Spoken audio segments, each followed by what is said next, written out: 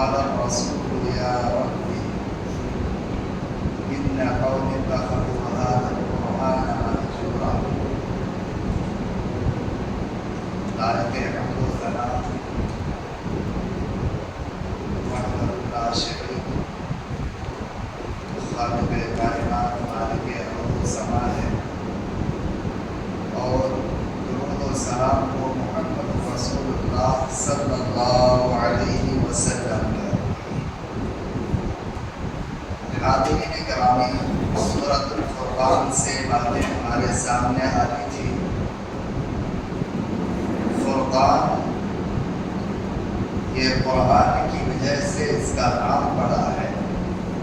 اللہ تعالیٰ نے کہا بڑی برکت ہے وہ ذات جس نے اپنے بندے پر فرقان کو نازل فرمایا تاکہ اس کے ذریعے سے یہ لوگوں کو ڈرائے، جہنم کی آگ، ان کے ہونہار کی ہم، اور خوشخبری دے جنت اور اس کی نعمتوں کی۔ حاضرین گرامی، اس سورہ کے اندر دیکھیے تو عجیب بات جو لوگوں کی ہوا کرتی تھی نبی صلی اللہ علیہ وسلم کے تعلق سے یا رسولوں کے تعلق سے اللہ تعالیٰ نے بیان کیا۔ عجیب بات کیا ہے کہ لوگ کہتے ہیں کہ رسول کو کیا ہو گیا ہے، یہ کھاتے ہیں اور یہ بازاروں میں چلتے ہیں، یعنی رسول پر لوگوں کی نکی۔ اگر رسول انسانوں میں سے اللہ تعالیٰ نہ بناتا، پیغمبروں کو فرشتوں میں سے بناتا، تو لوگ پھر بھی اشکال کرتے کہ وہ تو فرشتہ ہے، ان کو کھانے کی ضرورت نہیں، بیوی بال بچوں کی ضرورت نہیں، وہ تو اللہ کی عبادت یکساں ہو کر کے کر لیتے ہیں، ہماری لیے مشکل۔ تو اللہ تعالیٰ نے جتنے بھی رسولوں کو بھیجا یہ انسانوں میں سے بھیجا، اور انسان ہونے کے ناطے وہ کھاتے پیتے تھے، اپنی ضروریات کے لیے بازاروں میں جاتے تھے، شادی بھی ان لوگوں نے کی، ان کے بیوی بال بچے بھی ہیں، ساری چیزیں۔ یہ ساری چیزیں کرتے ہوئے جب یہ یکساں ہو کر کے اللہ کی عبادت کر سکتے ہیں تو تم اللہ کی عبادت کیوں نہیں کر سکتے؟ تو انسان لاجواب ہو جاتا ہے، اس کے پاس کوئی اور جواب نہیں رہ جاتا ہے۔ لیکن اسی رسول کا فرمان کو چھوڑ کر کے، بھلا کر کے اللہ کا کلام کو آدمی چھوڑ دے تو رسول اس کے بارے میں کل قیامت کے میدان میں اللہ سے شکایت کرے گا۔ جیسا کہ آیت نمبر 30 کے اندر سورۃ الفرقان میں اللہ تعالیٰ نے اس چیز کو واضح کیا اور کہا کہ رسول کہیں گے اے ہمارے پروردگار، بے شک یہ میری قوم ہے جس نے قرآن کو چھوڑ دیا، اور قیامت کے ٹائم ایسا وقت بھی آئے گا کہ لوگ قرآن کو چھوڑ دیں گے۔ پیر پکاڑا کی بات ہے، دیگر باتیں ہیں، قصے کہانیاں، من گڑت روایتیں ہیں، بڑا کام دھر کر کے غور سے سنتے ہیں، لیکن وہاں پر خالص اللہ کا کلام پیش کیا جائے، رسول اللہ صلی اللہ علیہ وسلم کی احادیث کا دروس ہو، تو پھر مختلف طرح کے اشکال شروع ہو جاتے ہیں۔ نہیں یہ ہمارے مولوی صاحب کی لکھی ہوئی کتاب ہے یا تمہارے مولوی صاحب کی لکھی ہوئی کتاب ہے؟ میں معذرت کے ساتھ کہنا چاہوں گا کہ جس کتاب کو اللہ نے نازل کیا ہے، اللہ نے جس کتاب کے ذریعے سے پیغام دیا ہے، اس کتاب کو پڑھیں۔ نہ ہمارے مولوی صاحب کی کتاب ہے نہ تمہارے مولوی صاحب کی کتاب ہے، یہ کتاب تو رسول اللہ صلی اللہ علیہ وسلم پر اللہ نے نازل کیا ہے۔ جس اللہ کو تم مانتے ہو، لا الہ الا اللہ کا ورد کرتے ہو، جس رسول پر تم درود بھیجتے ہو، اسی رسول پر اللہ تعالیٰ نے اس کتاب کو نازل کیا۔ لہذا حق یہ ہے کہ اس کتاب کو پڑھا جائے، سنا جائے، اس کتاب پر عمل کیا جائے۔ اگر ایسا ہے تو ٹھیک، اگر کتاب کو آپ چھوڑ دیے ہیں تو آپ کے خلاف قیامت کے میدان میں رسول اللہ صلی اللہ علیہ وسلم کی شکایت ہوگی، اور جس کے خلاف رسول اللہ صلی اللہ علیہ وسلم کی شکایت ہوگی اس کا عالم کیا ہوگا آپ خود اندازہ لگا سکتے ہیں۔ پھر آگے اللہ رب العزت نے موسیٰ علیہ السلام اور اس طرح سے کئی چیزوں کا تذکرہ کیا اور نیک لوگوں کی صفات کو بیان کرتے ہوئے یہ بیان فرمایا کہ اللہ کے نیک بندے جب کروٹیں چینج کرتے رہتے ہیں، سوئے جاگے بیٹھے اٹھے، ہر جگہ اللہ رب العزت کے اذکار اللہ تعالیٰ کو یاد کرتے ہیں، لہذا زبان پر ہمیشہ اللہ کا ذکر ہونا چاہیے۔ لا الہ الا اللہ، سبحان اللہ، الحمدللہ، اللہ اکبر، سبحان اللہ و بحمدہ، سبحان اللہ العظیم، استغفر اللہ ربی من کل ذنب واتوب الیہ۔ اس طرح سے جو استغفار کے کلمات ہیں، ذکر اذکار کے کلمات ہیں، زبان پر ہمیشہ رکھنا چاہیے۔ جس کی زبان پر یہ کلمات ہے وہ زندہ زبان کے مانند ہے، اور جس کی زبان پر یہ کلمات نہیں ہے وہ مردہ زبان کے مانند ہے۔ لہذا اپنی زبان کو زندہ کیجیے، زبان کو مردہ مت کیجیے۔ زبان پر 50 گالی لیکن 50 اذکار کو پوچھ لیجیے تو نہیں۔ یہ ہماری تربیت کی کمی ہے، علمی دروس کی کمی ہے، سیکھنے سکھانے کی کمی ہے۔ لہذا یہ جہالت کی چیزیں زبان پر ہیں لیکن ذکر اذکار زبان پر نہیں۔ ایک نیک شخص اللہ سے دعا کرتا ہے، ان کی یہ صفت ہونی چاہیے جو دعا کرے ربنا هب لنا من ازواجنا وذرياتنا قرة اعين واجعلنا للمتقين اماما۔ اے ہمارے پروردگار، ہمارے بیوی بال بچوں کو ہماری آنکھوں کا ٹھنڈک بنا دے اور ہمیں متقین کا امام بنا دے۔ یہ دعا کتنے لوگوں کو یاد ہے؟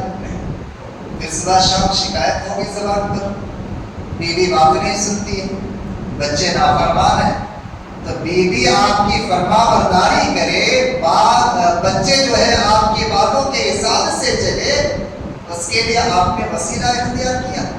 وسیلہ تو یہ تھا کہ آپ دعا کرتے، لیکن آپ نے تو دعا کیا ہی نہیں ہے، تو آپ کی بیوی آپ کی آنکھوں کی ٹھنڈک کہاں سے ملے گی؟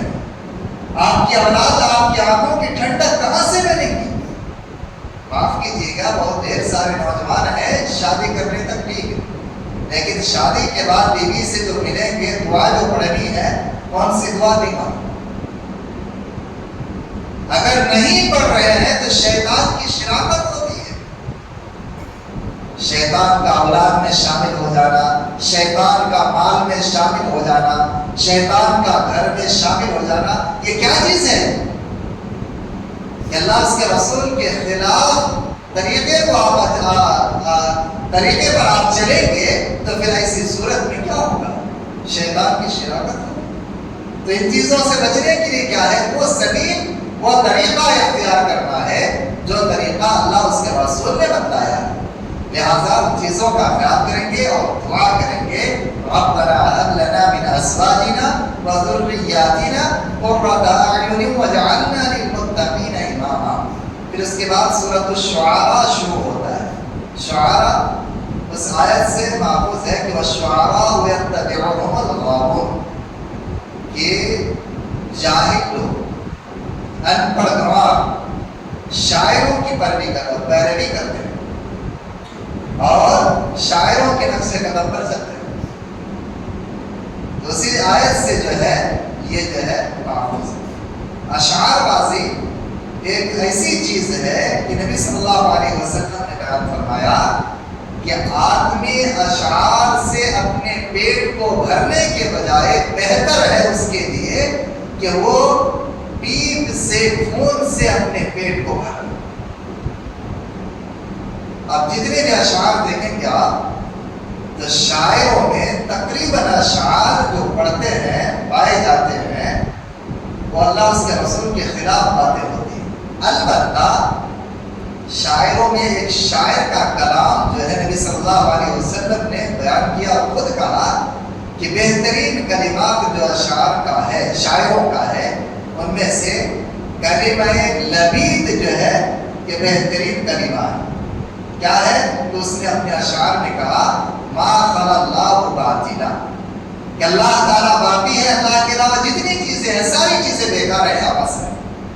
لہذا اشعار جو کتاب اللہ سنت رسول کے مطابق ہے کوئی حرج کی بات نہیں ہے، لیکن اس کے خلاف اگر ہے تو پھر ایسے اشعار سے پیٹ کو خون سے اور پیپ سے بھر لینا ہی بہتر ہے. اس سورہ کے اندر دیکھیے اولاً کتاب اللہ کا ذکر ہوا، پھر اس کے بعد اللہ تعالیٰ نے موسیٰ علیہ السلام کا ذکر کیا. موسیٰ علیہ السلام نے فرعون کو دعوت توحید دیا. اب فرعون کہنا شروع کیا کہ تمہاری دعوت کیسی دعوت ہے، تم تو جادوگر ہو، تم اللہ کا نبی کہتے ہو اپنے آپ کو، میں تمہارا مقابلہ جادوگروں سے کروں گا. ٹھیک ہے، جادوگروں کو بلایا، میٹنگ ہوئی. جادوگروں نے کہا کہ ٹھیک ہے ہم اگر غالب آ جاتے ہیں تو ہمیں کیا ملے گا؟ کہا تم ہمارے مقربین میں سے ہو جاؤ گے، ہمارے مقربین میں سے ہو جاؤ گے. اب جادوگر بڑے میدان میں جمع ہوا اور موسیٰ علیہ السلام ہارون علیہ السلام بھی ہیں. اب یہاں پر جادوگروں نے جادوگری سے پہلے کہا موسیٰ پہلے آپ جادو دکھائیں گے یا ہم جادو دکھائیں؟ موسیٰ علیہ السلام نے کہا کہ ٹھیک ہے آپ ہی پہلے دکھاؤ. اب یہ لوگ جادو کا کرتب بڑا میدان میں دکھلایا جہاں پر ٹرونک آوازیں آنی شروع ہوئی. سارے لوگ پریشان ہو رہے تھے، موسیٰ علیہ السلام بھی ڈر رہے. اتنے میں اللہ رب العزت کا حکم ہوا کہ موسیٰ تو لاٹھی کو زمین پر چھوڑ. لاٹھی کو زمین پر چھوڑنا تھا، یہ لاٹھی بہت بڑا اژدہا بن گئی اور اژدہا بن کر کے جادو کی جو چیزیں تھیں ان تمام چیزوں کو نگل. اب جادوگروں نے اس منظر کو جو دیکھا تو خوف سے تھرا اٹھا اور سب کے سب کہنے لگا آمنا برب موسیٰ و ہارون. کیا موسیٰ علیہ السلام پر رب العالمین پر موسیٰ علیہ السلام اور ہارون علیہ السلام کا رب پر ایمان لاتے ایمان لاتے. اب فرعون کو یہ بات لاحق ہوئی کہ کہیں یہ جادوگر سب مل کر کے آپ کو تباہ نہ کر دیں. اس نے کہا کہ کل تمہیں سخت سے سخت سزا دوں گا اور مخالف سمت سے ہاتھ پیر کاٹ دوں گا. اب موسیٰ علیہ السلام جادوگر جتنے اسلام قبول کیے تھے یہ سب کے سب اور بنی اسرائیل راتوں رات نکل پڑے، دریا کے کنارے پہنچے. اب دیکھ رہے ہیں سامنے سمندر ہے اور پیچھے کیا ہے؟ فرعون کا لشکر ہے. اب موسیٰ علیہ السلام کو اللہ کا حکم ہوا. موسیٰ علیہ السلام نے زمین پر لاٹھی ماری اور 12 راستہ نکلا ہے. فَانْفَلَقَ فَكَانَ كُلُّ فِرْقٍ كَالطَّوْدِ الْعَظِيمِ، راستے نکلا ہے.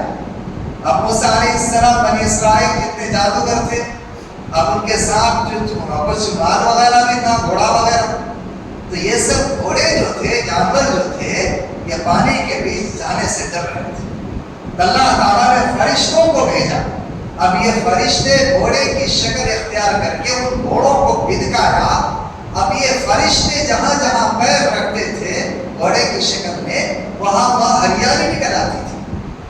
سامری جو جادوگر تھا اس نے دیکھا کہ یار اس جانور کے پیر جہاں پڑ رہے ہیں وہاں سے ہریالی نکل آ رہی ہے. یہ تو تعجب والی بات ہے. جس مٹی کے اندر کچھ تاثیر ضرور ہے اس مٹی کو اٹھا کر کے اپنے پاس اس نے رکھ لیا. اب بنی اسرائیل موسیٰ علیہ السلام جادوگر جتنے تھے سب کے سب باہر چلے گئے. اب ادھر سے فرعون آیا اور فرعون آ کر کے جب راستے میں اترا تو اللہ تعالیٰ کا حکم ہوا، پانی مل گیا.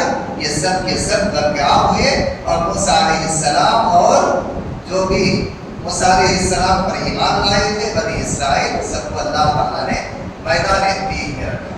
تو یہ واقعہ اللہ رب العزت نے ان کے اندر بیان فرمایا ہے.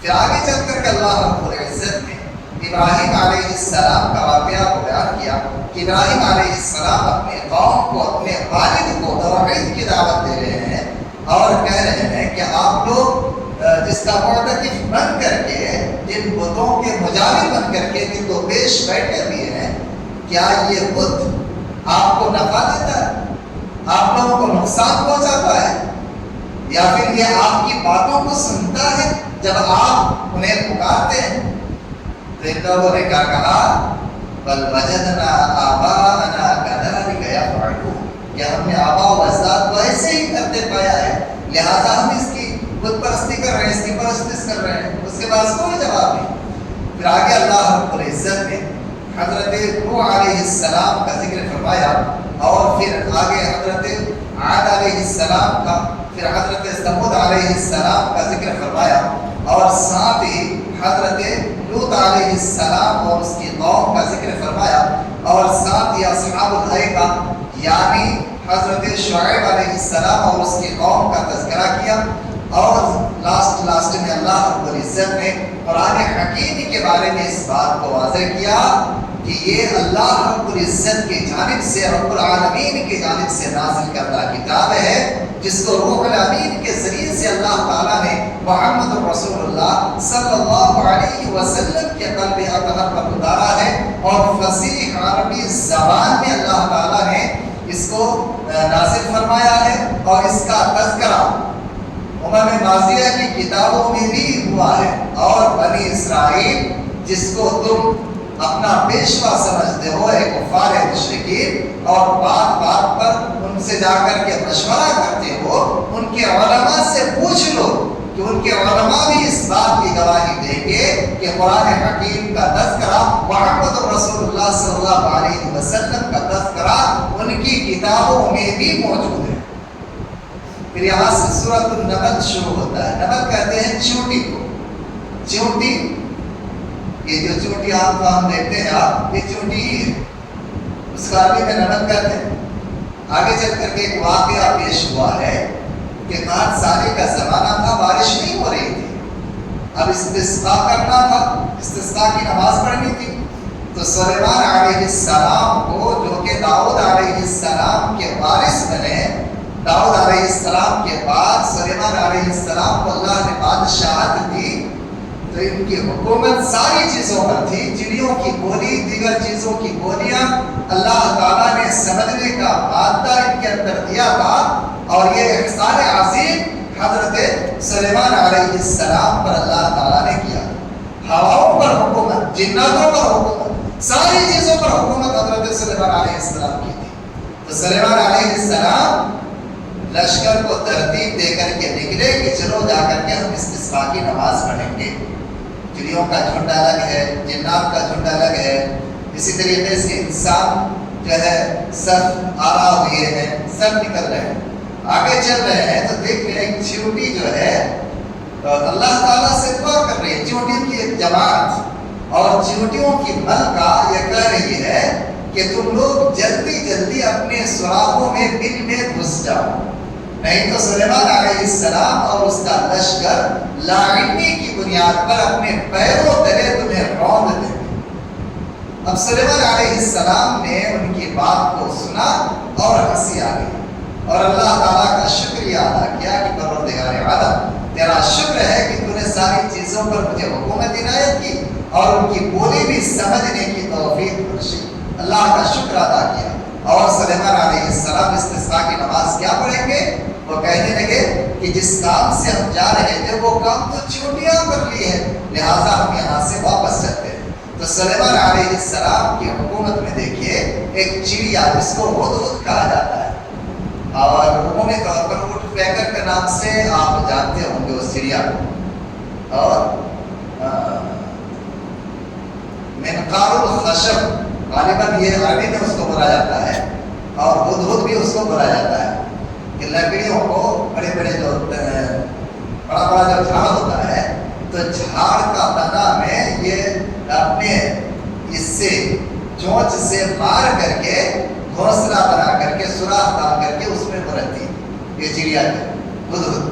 تو یہ ہدہد چڑیا کو غائب پایا تو سلیمان علیہ السلام نے کہا کہ یہ مجھ کو پوچھے بغیر مجھ سے غائب ہو گئی ہے. یہ چڑیا جب آئے گی تو اس کو میں سخت سے سخت سزا دوں گا یا اس کو ذبح کر دوں گا. سخت سے سخت سزا دوں گا یا ذبح کر دوں گا. میری اجازت کے بغیر وہ گیا کہاں یہ ہدہد گیا کہاں میں اس کو نہیں چھوڑوں گا. جب یہ ہدہد چڑیا واپس آئی تو کہنے لگی اے نبی سلیمان علیہ السلام، آپ کی حکومت میں ایک ایسی جگہ بھی ہے جہاں کے لوگ اپنا بادشاہ ایک عورت کو منتخب کر رکھے ہیں، اور یہ سب کے سب چاند سورج کو پوجتے ہیں، ان کو سجدہ کرتے ہیں۔ اب سلیمان علیہ السلام کی نگاہیں کھلی ہوئی، ایسا بھی ہے کیا؟ تو ٹھیک ہے، اگر ایسی بات ہے تو میں اس کو ایک لیٹر لکھتا ہوں، وہاں تک پہنچاؤ اور ان کو ہمارے پاس بلاؤ۔ اب سلیمان علیہ السلام نے لیٹر لکھا، تو لیٹر کے اسٹارٹنگ میں اس نے کیا لکھا؟ انہو من سلیمان و انہو بسم اللہ الرحمن الرحیم، یہ سلیمان علیہ السلام کی طرف سے اللہ کے نام سے شروع کرتا ہوں جو بڑا مہربان نہایت رحمت والا ہے۔ اور اس نے لیٹر لکھ دیا اور لیٹر کو دے دیا کہ تھا ان کو جا کر کے پہنچا، اور ان کو آنے کو۔ اب ملکہ اور ان کے رعایا یہ سب کے سب وہاں سے نکلے اور ہدہد نے آ کر کے خبر دی۔ اب سلیمان علیہ السلام آپس میں اپنے مشیروں کو لے کر کے مشورہ کر رہے ہیں، کہہ رہے ہیں کہ یہ جو بلقیس ہے بادشاہ ملکہ، جن کا جو شاہی تخت ہے کون وہاں سے اٹھا کر کے لائے گا؟ اب جنات نے اپنا اپنا وقت لیا، کسی نے ایک دن، کسی نے آدھا دن، کسی نے ایک گھنٹہ۔ اس میں عفریت نام کا ایک جن تھا، اس نے کہا کہ آپ کے پلک جھپٹنے کے برابر ہی وقت آپ مجھ کو دے دیں تو میں ان کا شاہی تخت کو لا کر کے آپ کے سامنے حاضر کروں گا۔ اب سلیمان علیہ السلام نے اجازت دے دی، وہ شاہی تخت کو لا کر کے حاضر کر دیے۔ ادھر بلقیس جو پہنچی تو انہوں نے دیکھا توحید کا پیغام حضرت سلیمان علیہ السلام نے ان کو دیا، اور دنیاوی جو بادشاہی چیزیں ہوتی ہیں وہ بھی بتلایا، شاہی محل بھی ان کو دکھلایا اور شیش محل بھی ان کے سامنے پیش کیا۔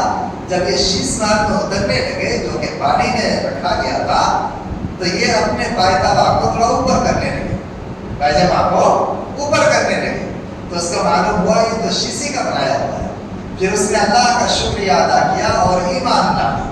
یہاں تک باتیں تو ملتی ہیں، لیکن اس کے علاوہ جو باتیں ہیں کہ حضرت سلیمان علیہ السلام کی شادی ان سے ہو گئی، پھر ان کی زندگی شروع ہو گئی، تو یہ اسرائیلی روایات ہیں۔ مفسرین اکرام اس سلسلے میں یہی بات بیان کرتے ہیں، واللہ اعلم بالصواب۔ تو یہاں جو ہے بلقیس کا اور حضرت سلیمان علیہ السلام کا واقعہ اور سلیمان علیہ السلام کی حکومت کے تعلق سے اللہ رب العزت نے باتوں کو بیان فرمایا۔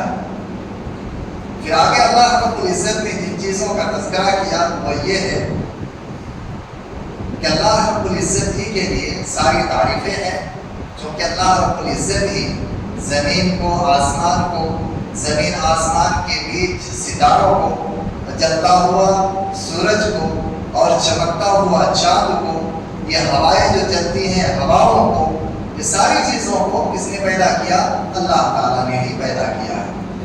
اس کے بعد پھر آگے اللہ رب العزت نے جن باتوں کا تذکرہ کیا ہے ان میں سے ایک اہم بات یہ ہے کہ اے نبی صلی اللہ علیہ وسلم، آپ کسی مردے کو سنا نہیں سکتے،